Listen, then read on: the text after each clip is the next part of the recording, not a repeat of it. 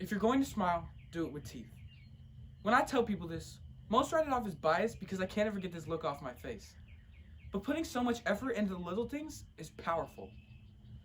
Every day at high school, I see people waste their potential or miss out on great opportunities because they're unwilling to branch out.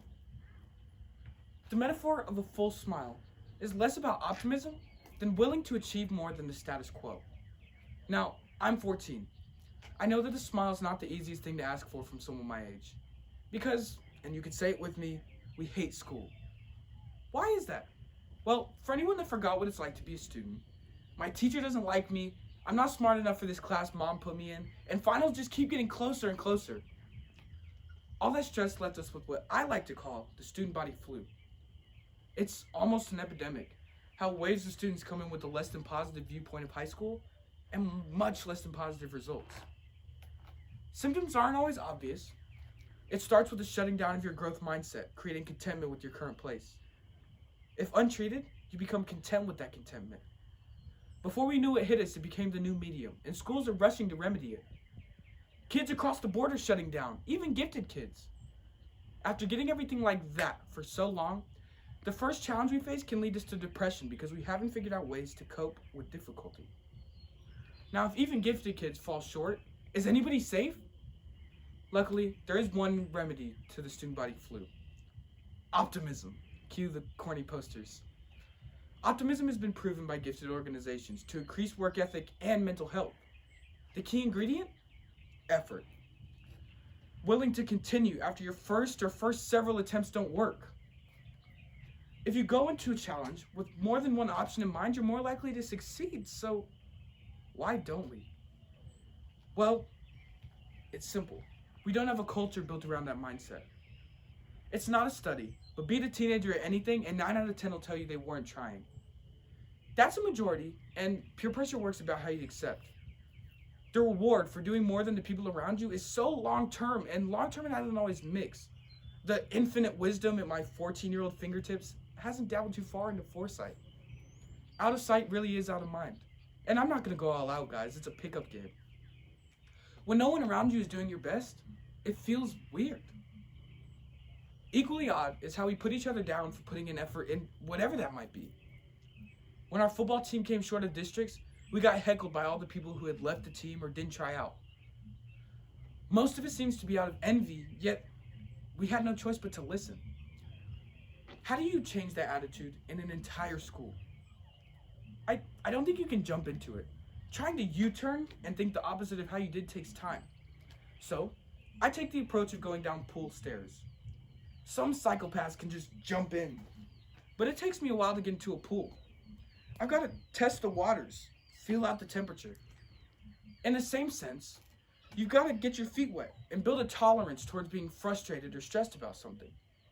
The next steps, when you're about yay high in the water, that's when you develop short-term memory. Yeah, I jumped at the water temperature, but that's neither here nor there. I learned from it, it's not important. But what is important is that you're still making progress, and don't be too shy to celebrate. The final steps, when you're submerged in the water, the full part of the full smile, that's when you get your I'm gonna love it attitude. No matter what happens next, I'm gonna go into it head first, and I'm going to have fun doing it. Have you ever heard the phrase fake it till you make it? You can trick yourself into having fun where you know you shouldn't, and likely inspire others to do the same. The water's fine, you say, and they'll want to be the judge of that. Sometimes, though, the pool isn't a swimming pool, and it's an ice bath. Athletes, you know how much fun it is to get in. The most recent example in my life is Black Flag Day, a practice our wrestling coach named after the flag that waved over us, signifying a tough practice. I walked in how I normally do, and I hysterically laughed my way into carrying and dragging my teammates across the mat and then practicing afterwards. He would ask if we were tired to get us to admit it, and I'd wink at him and tell him to smile a little more. My Taylor Swift lyrics were off key, and I was shouting words of encouragement at my teammates. I think my coach got tired of me rather than the opposite. I pretended to be unfazed, and now there's a picture of me passed out in my dad's car on Facebook. I knew I was exhausted, but I put on an act for them. Who, you might ask? The ever-present eye in the sky. the camera that's always watching. Ladies and gents, there will always be someone watching you in your pool. There's people in life vests trying it out for the first time. People up in chairs ready to accuse you of things that you know you didn't do. Or people outside the fence ready to goad you into making the same mistakes as them. There will always be someone watching you. Or at least you should assume that. See, in this day and age, where every step you take in public, like these, can get recorded and go viral, it's safer to assume you're being watched. That way, the reputation you create will be the one that you intended to, and people will see you for the best version of you. There are still some cases where you probably shouldn't go swimming. For example, don't submerge yourself during a thunderstorm, and once your fingers start wrinkling up, it's probably good to take a break. Staying true to our analogy, you shouldn't get in the water in our swimming pool when life sends thunder your way, and it never hurt anybody to come down to earth every once in a while. The hardest lesson for an optimist to learn is that it doesn't always work. A little bit of pessimism is key. Now, not hatred, but being able to acknowledge negative moments when they happen, to simplify them into the learning opportunities they hold. If at first you don't succeed, try again.